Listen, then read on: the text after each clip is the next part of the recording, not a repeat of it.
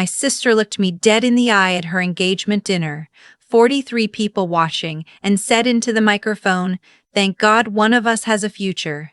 The other one's been mopping floors her whole life." The table erupted. My mother laughed first. "I'm Reese Callahan, 31, and the last place I expected to find out my entire life was about to change was the back corner of a Marriott ballroom in Scottsdale, Arizona, holding a glass of sparkling water I hadn't touched. Wearing a dress I'd bought on clearance at Target because I didn't own anything nice enough for my sister's world. But I'm getting ahead of myself. My alarm goes off at 4:45 every morning, not because I set it that early on purpose the first time. It just became habit after 3 years of opening the clinic.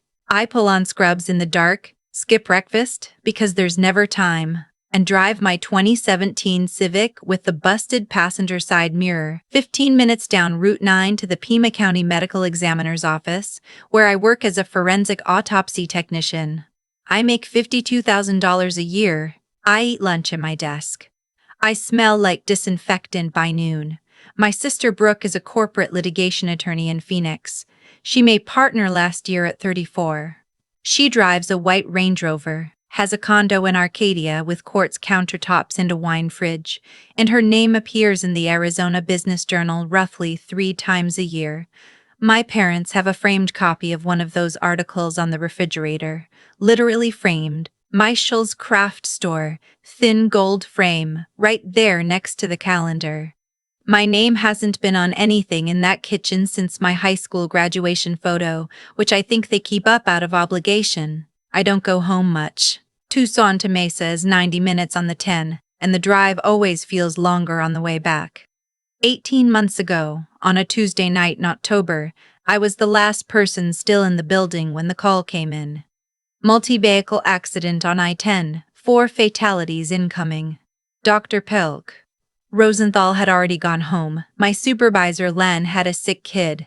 The other tech had just clocked out. I stayed. I worked through the night, documented everything, coordinated with the DPS investigators until 3 a.m., then drove home, slept 4 hours, and came back to finish the paperwork. Nobody asked me to. There was just nobody else.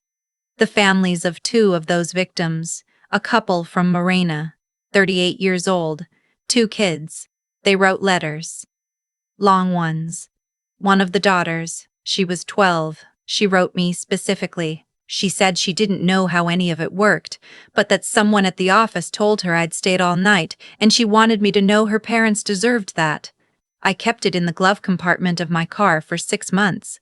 I never told my family. My mother would have said something like, "That's literally your job, Reese," and she wouldn't have been wrong. But it wouldn't have been right either. My Aunt Connie, who lives in Flagstaff and teaches middle school science and sends me $20 Starbucks cards on my birthday because she knows I actually use them. She found out somehow. One of the DPS investigators was apparently her neighbor's brother-in-law. Small state. She called me on a Sunday in January, which is unusual because she usually texts. "You stayed all night," she said. "There wasn't anyone else." "That's not the point," she paused. "You're a good person, Reese.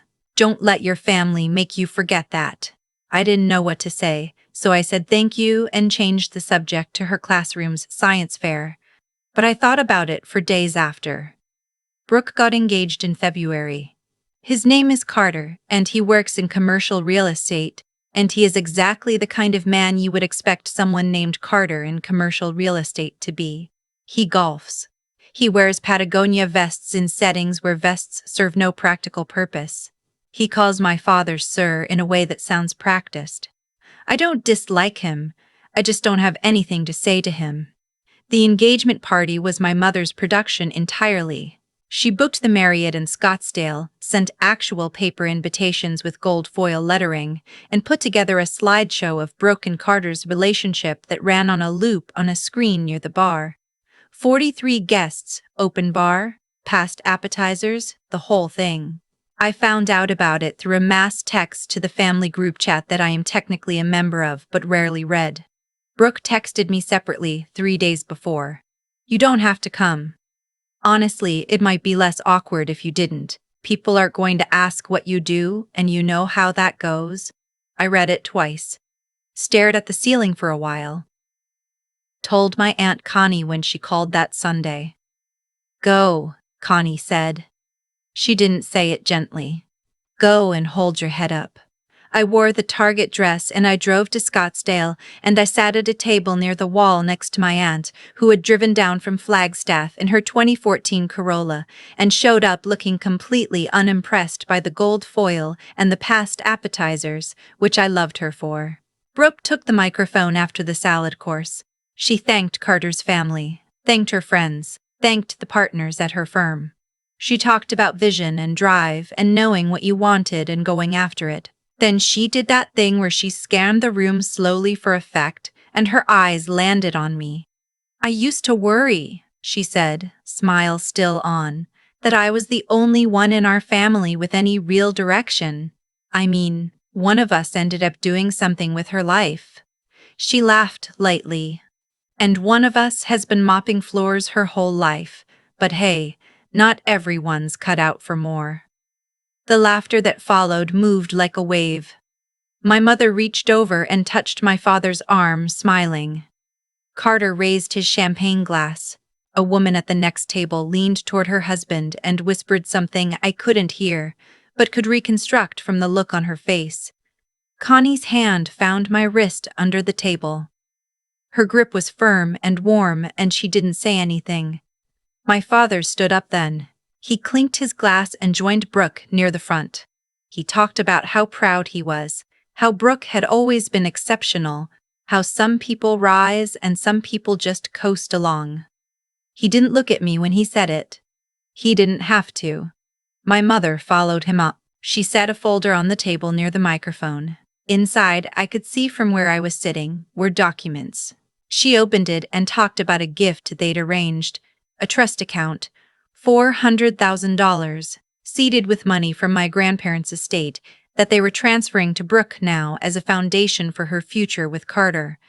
A wedding gift, but early, she said, and then she turned toward me. Reese, come up here. Her voice was smooth. We just need your signature, releasing your portion of the estate advance to make the transfer official. The room shifted. Conversations went quiet. 43 people turned to look at me. I knew what the document was before I reached the front. My grandparents had left a modest estate, a house in Sedona, some savings, split 3 ways between my mother, my Aunt Connie, and a small allocation to the grandchildren. There had been an advance clause. My mother was asking me to sign away my share right now in front of everyone, so it could fold into Brooke's gift. I walked up slowly. The carpet was thick and beige.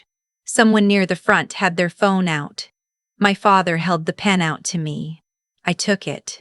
The signature line was at the bottom of a 2-page document on the letterhead of an estate attorney I didn't recognize. I pressed the pen to the paper. The ballroom side door opened. The woman who walked in was 60-something. Silver hair, reading glasses pushed up on her head, wearing a blazer over a plain blouse like she'd just come from an office. She carried a leather portfolio and moved like someone who had walked into dozens of rooms where she wasn't expected. She didn't stop at the entrance. She walked directly to the edge of the room, near the front. My mother's expression changed. My father turned. "Excuse the interruption," the woman said. Her voice wasn't loud. It didn't need to be. "My name is Sylvia Arden. I'm a trust and estates attorney, and I was the attorney of record for Miriam and Joseph Callahan." She paused. "Your late grandparents, Reese?" She set her portfolio on an empty table and opened it. "Mrs. Callahan, Miriam, revised her estate documents 14 months ago. The revision was notarized, witnessed, and filed with the Maricopa County Probate Court." She pulled out a document and held it at eye level. "The original was sent to the family per standard procedure after Mr. Callahan passed last spring. I've been made aware it was never distributed." My mother's hand went to her pearls. She does not actually own pearls. It was a necklace from Kohl's, but the gesture was identical. Connie was on her feet. I hadn't noticed her move. "What does it say?" Connie asked, and her voice was perfectly even. Sylvia Arden turned a page. Miriam Callahan amended the estate distribution to designate her granddaughter, Reese Callahan, as primary beneficiary of the Sedona property and all associated liquid holdings, currently valued at approximately $310,000. She looked up. The amendment was made directly following an event in October of the prior year. I have an affidavit from Mrs. Callahan, recorded at my office, in which she stated her reasons. She touched the screen of her phone, and a recording began to play. My grandmother's voice. I had not heard it since her memorial. It was 6 months before she died that I recorded it. She sounded tired but clear. I've watched my family for a long time, she said. I watched Reese stay at that office all night for strangers. I watched her pay her bills on time and never ask for anything and never complain. I watched the way her mother talks to her. I'm not going to pretend I don't know what's been happening. She doesn't need anyone to rescue her. She just needs what's fair. The Sedona house and everything with it goes to Reese. No conditions. She's earned the right to something that's simply hers. The recording ended. The room was completely silent. Then my father said, "This is not the time or place," and Sylvia Arden turned toward him with an expression so professionally neutral it was somehow devastating. "This is precisely the time and place," she said, "given that you just asked your granddaughter to sign away her inheritance in front of 40 people. Brooke stepped forward. Her voice was tight. "This is insane. That recording could be anything. You can't just walk in here. The document is filed," Sylvia said, and she was already producing a second copy from the portfolio, a copy with court stamps on each page. "This is not subject to family agreement. It has already passed through probate." She looked at me, and for the first time her expression was something softer than professional. "I've been looking for the right moment to deliver this. I didn't expect it to be tonight, but I wasn't going to let you sign that." She set a separate, smaller envelope on the table in front of me. "There's also a personal letter from your grandmother. When you're ready." Carter was the first person to move. He stood up from the head table and walked toward the side exit, quietly, which I thought said everything about who he was. The investors at the table near the front, there were 3 of them, colleagues of Carter's who'd been invited as professional witnesses to the occasion, exchanged looks and pulled out phones. My sister's attorney, who had apparently been present in a professional capacity to oversee the estate document signing, raised his hand slowly. "I need to verify the filing before anyone does anything else." His voice was very controlled. Sylvia handed him a business card. "Call the probate court. Filing reference is in the header of every page." My mother sat down. She didn't say anything. She just sat down and stared at the flower arrangement in the center of the table like it owed her an explanation. My father stood at the podium for another moment, then stepped down and walked to the bar. I watched him go. I stood at the front of the room, still holding the pen. I set it down on the unsigned document. I looked at my Aunt Connie, who was still standing, and she gave me one short nod. I turned to face the room and I said, clearly and without performance, "I'm going to give you all a minute to adjust. Take your time." And then I walked to my table, sat down, and picked up my sparkling water for the first time all evening. That night in the parking lot, under the sodium lights with the October air, finally cool, Connie stood next to my car while I held the letter from my grandmother and didn't open it yet. "You okay?" she asked. "I don't know," I said honestly. She leaned against the hood of her Corolla. "She saw you, Reese. She saw you before she went. That matters." I nodded. I thought about the 12-year-old girl's letter in my glove compartment, the one that had been riding around with me for 8 months because I didn't know where else to put it. I thought about every Sunday dinner I'd skipped because the drive felt too long, every group chat notification I'd left unread, every time I'd eaten leftover soup at my desk and told myself this was just a season. I opened the envelope. My grandmother's handwriting was small and slanted, and I'd know it anywhere. "You remind me of your grandfather," she wrote. "He never needed applause. He just needed to know the work was good." I see that in you. The house in Sedona has the best porch in Arizona, and nobody has been using it, and that needs to stop. Take good care of it. Do whatever you want with the rest. I love you without conditions, which is more than I can say for some people I raised. Don't hold it against them forever. But don't wait for them to come around either. You've waited long enough. I folded it back into the envelope. She said the porch is good, I told Connie. Connie smiled. She wasn't wrong. 6 months later, I drove up to Sedona on a Saturday morning with 2 boxes of books and a French press and a plant I'd been keeping alive on my windowsill for 3 years through what I can only call sheer stubbornness. The house is adobe, small, set back from the road behind a juniper.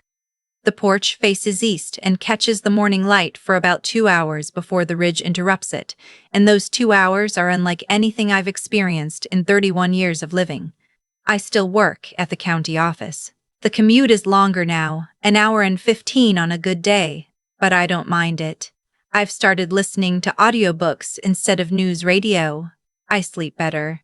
My appetite came back, which I didn't realize had been gone until it returned. The Sedona property also came with a small parcel of land adjacent to it that a developer had been approaching my grandmother about for years. I hired my own attorney, not Sylvia, someone closer, and sold the development rights at a number that made my hands shake when I saw it in writing, $287,000 clear. I put half in a high-yield savings account and used the other half to fund something I'd been quietly planning since the night on I-10, when I stayed until 3 a.m. and thought, repeatedly, that it shouldn't have been just me. The Pima County ME's office now has a dedicated after-hours staffing fund that covers 2 additional technicians during surge periods. I didn't put my name on it. I didn't hold a press conference. I just wrote the check and asked that the fund be called the Overnight Program because that's what it is. Brooke and Carter's engagement ended in March. I heard about it through Connie, who heard about it through my mother, who apparently called her crying. Carter had, as it turned out, been coordinating the financial documentation for the estate transfer in ways that weren't entirely legal, something the 3 commercial real estate investors noticed the night of the party and apparently reported to their own attorneys afterward. I don't know the details and I don't need them. My mother called me once, about 4 months after the party. She got as far as, I didn't realize how things looked before I said, quietly, that I needed more than an acknowledgement of optics before I was ready to have that conversation, and she went quiet, and we agreed to talk later.